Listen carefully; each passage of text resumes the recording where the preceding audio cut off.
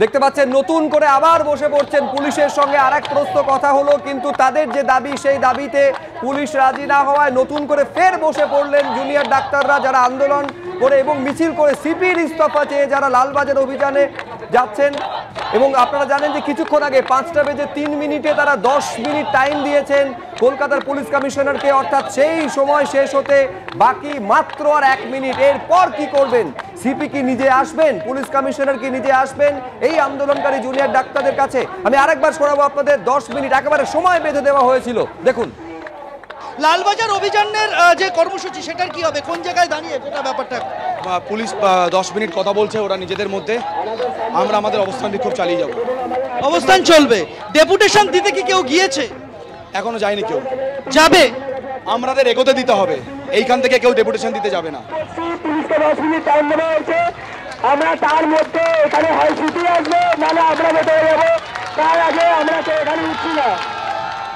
একেবারে এইটা ঘোষণা যখন করা হচ্ছে ঘড়ির কাঁটায় তখন 5টা বেজে 3 মিনিট, অর্থাৎ ঠিক আর 1 মিনিট বাকি রয়েছে এই 10 মিনিটের সময় সীমা শেষ হওয়ার জন্য। এই 10 মিনিটের মধ্যে একেবারে দাবি ছিল জুনিয়র ডাক্তারদের যে হয় ব্যারিকেড খুলে দিতে হবে এবং লালবাজার পর্যন্ত তাদের দাবি নিয়ে যাবার জন্য অনুমতি দিতে হবে, অথবা পুলিশ কমিশনার নিজে সশরীরে আসবেন। এই যে জুনিয়র ডাক্তারদের দাবি, তার ইস্তফা যে দাবি, সেই দাবিকে তার সামনে রাখা হবে।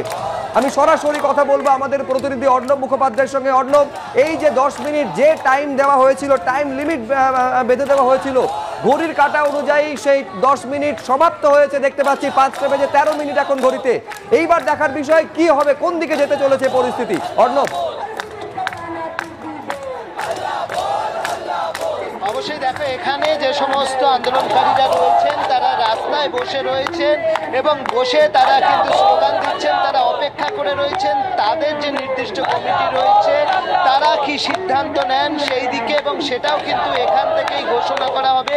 যেমনটা জানা যাচ্ছে যে তাদের যে সিদ্ধান্ত হবে সেটা কিন্তু এখান থেকেই ঘোষণা করা হবে।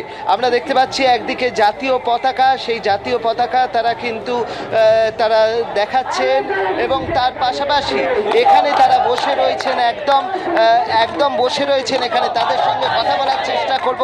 কি বক্তব্য আপনাদের এখানে অবস্থান করে, কি বার্তা দিতে? প্রথম কথা তো হচ্ছে গোয়েলের পদত্যাগ চাই, আর এই ব্যারিকেড যতক্ষণ না হাঁটবে আমরা এখান থেকে নড়বো না।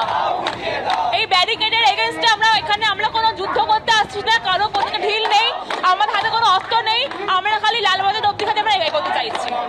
দেখতেই পাচ্ছ, কি বলবেন, এখানে কতক্ষণ অবস্থান চালাবেন? আমার ওই একই বক্তব্য, আমরা কোনো শান্তিপূর্ণভাবে আমরা এখানে অবস্থান করব, যতক্ষণ না লালবাজার অবধি এগোতে দেওয়া হবে আমরা এখানে বসেই থাকবো। সারা রাত হলে সারা রাত? একদম সারা রাত্রেই বসে থাকবো, প্রয়োজন পড়লে তাই। দেখো, এনারা যেটা বলছেন যে প্রয়োজন পড়লে সারা রাত তাদের অবস্থান চলবে এবং এখানে সবাই বসে রয়েছেন। এখানে তারা এই বিষয়ে রয়েছেন যে তাদেরকে যদি দাবি না মানা হয় তারা প্রয়োজনে এখানে সারা রাত অবস্থানে বসবেন এবং তাদের দাবির পক্ষ নিয়ে তারা লড়ে যাবেন।